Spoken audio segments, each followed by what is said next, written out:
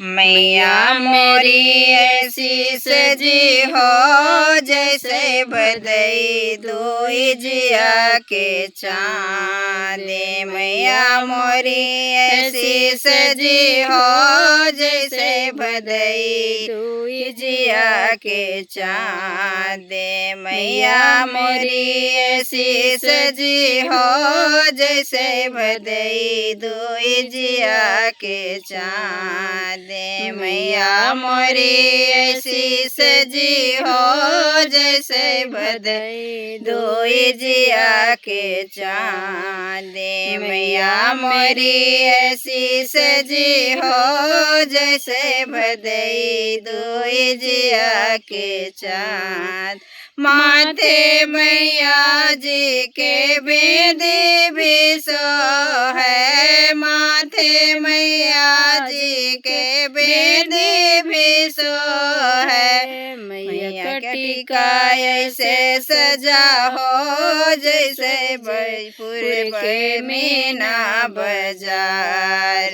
मैया का टीका ऐसे सजा हो जैसे जयपुर के मीना बाजार। माथे मैया जी के बिंदी भी सो है, माथे मैया जी के बिंदी भी सो है। मैया के टीका ऐसे सजा हो जैसे जयपुर के मीना बाजार। मैया के टीका ऐसे सजा हो जैसे जयपुर के मीना बाजार। काने मैया जी के झूमक सो है, काने मैया जी के झूमक भी सो है। मैया के कुंडल ऐसे सजा हो जैसे जयपुर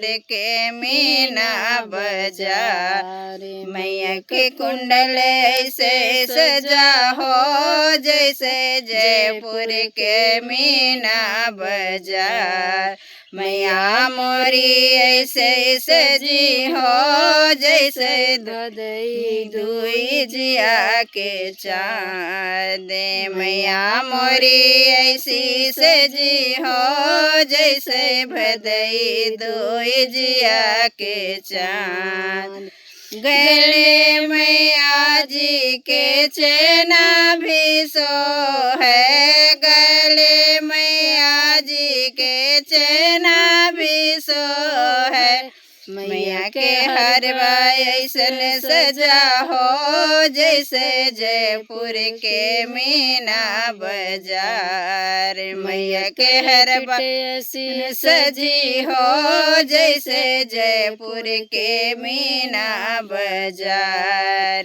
मैया मोरी ऐसी सजी हो जैसे जयपुर के मीना बाजार। मैया मोरी ऐसी सजी हो जैसे भदई दुई जिया के चाँदे। मैया मोरी ऐसी सजी हो जैसे भदई दुई जिया के चाँद। पैरे मैया जी के पायल सो है, पैरे मैया जी के पायल सो है।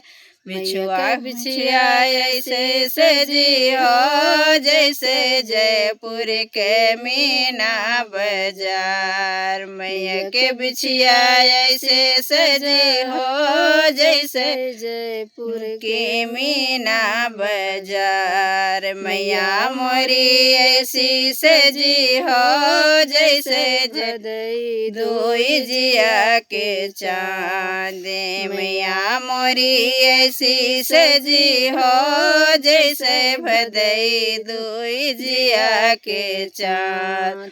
अंगे मैया जी के सुंदर भी सो है, अंगे मैया जी के चुनर भी सो है। मैया के के साड़ी ऐसी सजी हो जैसे जयपुर के मीना बाजार। मैया के साड़ी ऐसी सजी हो जैसे जयपुर के मीना बाजार। मैया मोरी ऐसी सजी हो जैसे भदई दुई जिया के चाँद। मैया मोरी ऐसी सजी हो जैसे भदई दुई जिया के चाँद। हाथों मैया जी के कंगन भी सो है, हाथे मैया जी के कंगन भी सो है। मैया के चूड़ी ऐसी सजी हो जैसे भैया जयपुर के मीना बाजार। मैया के चूड़ी ऐसी सजी हो जैसे जयपुर के मीना बाजार।